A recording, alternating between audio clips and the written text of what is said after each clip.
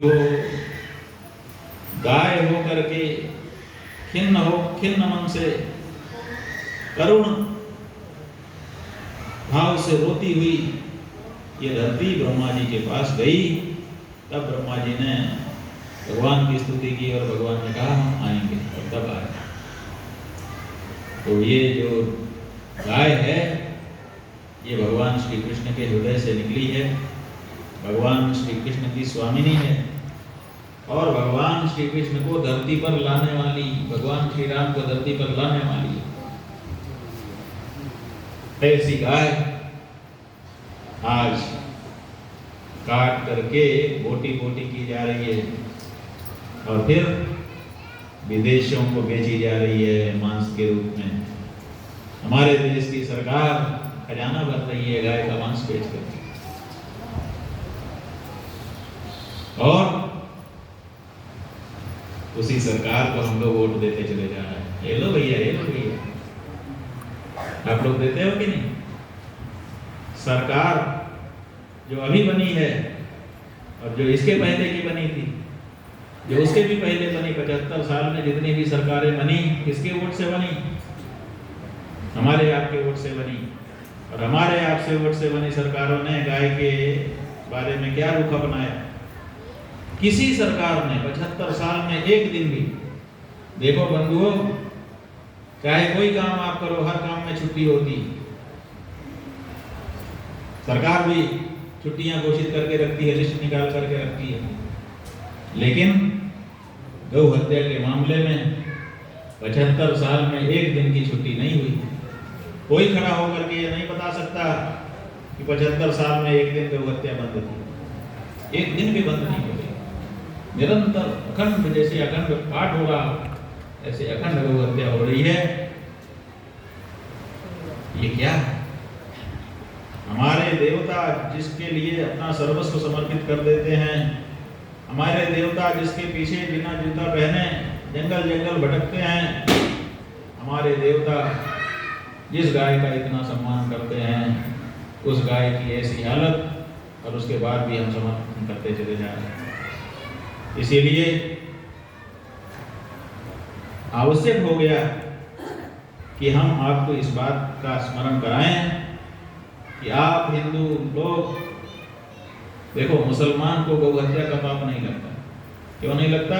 क्योंकि उनके धर्म के अनुसार पाप नहीं है। ईसाई को गौ हत्या का पाप नहीं लगता क्योंकि उसके धर्म के अनुसार वो पाप नहीं है। आपके धर्म के अनुसार पाप है। क्यों? क्योंकि आपके धर्मशास्त्र कहते हैं कि गौ हत्या से बढ़ के दूसरा कोई पाप नहीं, महापाप। तो और महापाप किसका है? पुराण में लिखा है, धर्मशास्त्र में लिखा है कि जो गाय को काटता है उसको गौ हत्या का पाप लगता है। जो काटने के बाद उस मांस को खरीदता है उसको गौ हत्या का पाप लगता है। जो उस मांस को पका के खाता है उसको गौ हत्या का पाप लगता है। और जो उसको समर्थन देता है ऐसे कार्य को, उसको भी गौ हत्या का पाप लगता है। तो इस अनुसार हम सबको गौ हत्या का पाप लगता चला जा रहा है। इसीलिए एक धर्माचार्य होने के नाते, आपका शंकराचार्य होने के नाते, आपका गुरु होने के नाते, हम आपके सामने ये स्पष्ट करना चाहते हैं कि आपको गौ हत्या जैसे महापाप से बचना चाहिए।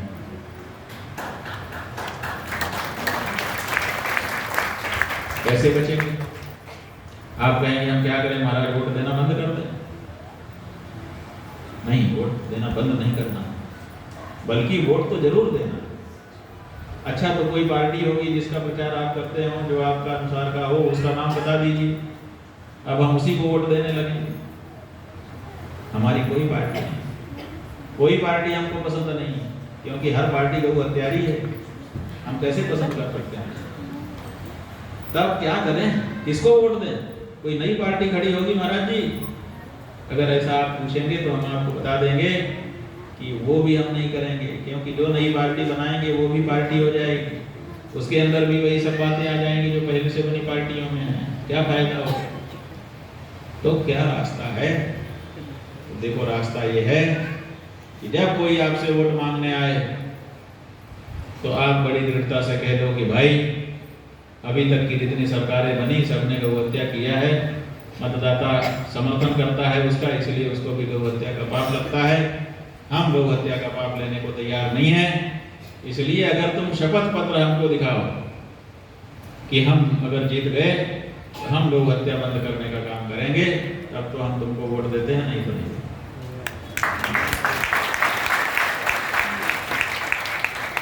चाहे जो पार्टी हो, जो आपको पसंद हो पार्टी, आप उसको वोट दे सकते हो, लेकिन इतना कराने के बाद अगर उसने शपथ पत्र पे हस्ताक्षर करके आपको दे दिया, तब आपने उसको वोट दिया।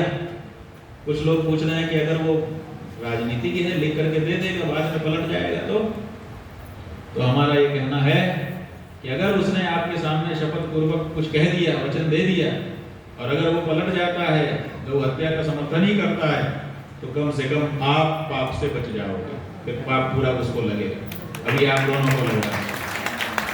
तो सबसे पहला काम है अपने आप को गौ हत्या के पाप से बचाना। इसलिए इस भागवत जी के आयोजन में आप लोग इस बात को ठीक से समझिए, और अगर बात समझ में आ जाए तो इतनी दृढ़ता जरूर कर लीजिए।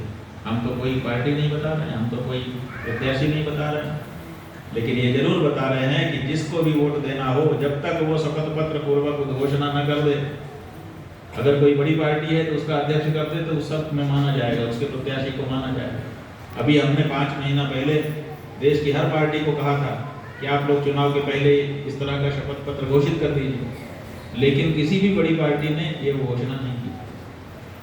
दूसरी छोटी छोटी पार्टियों ने, 76 पार्टियों ने हमको शपथ पत्र दिया है, लेकिन वो 76 पार्टियां छोटी पार्टियां, उनकी सत्ता में कभी उनके लोग नहीं आए हैं। जो सत्ता में कभी कभी आए हैं, जिनकी संभावना भी है, उनमें से किसी ने नहीं दिया। इसका मतलब है कि ये लोग अभी भी ये चाहते हैं कि हम तो जो कर रहे हैं करते रहेंगे, जैसे 75 साल की है वैसे भी करते रहेंगे, वोट तो हमको मिलेगा।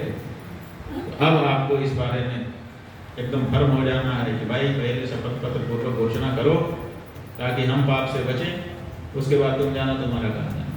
और अगर वो घर घर में जाएगा और घर घर में उसको शपथ दिलाई जाएगी, तो उसको भी तो प्रभाव पड़ेगा कि भाई मैंने जगह जगह शपथ खाई है, इसलिए अब मैं संसद में जा करके कुछ करूँगा, तो वो भी करेगा, और करेगा तो उसका भी पुण्य होगा, हमको भी पुण्य मिलेगा, और गौ हत्या बंद हो जाएगा। बहुत बड़ा काम हो जाएगा, कलंक नहीं होगा।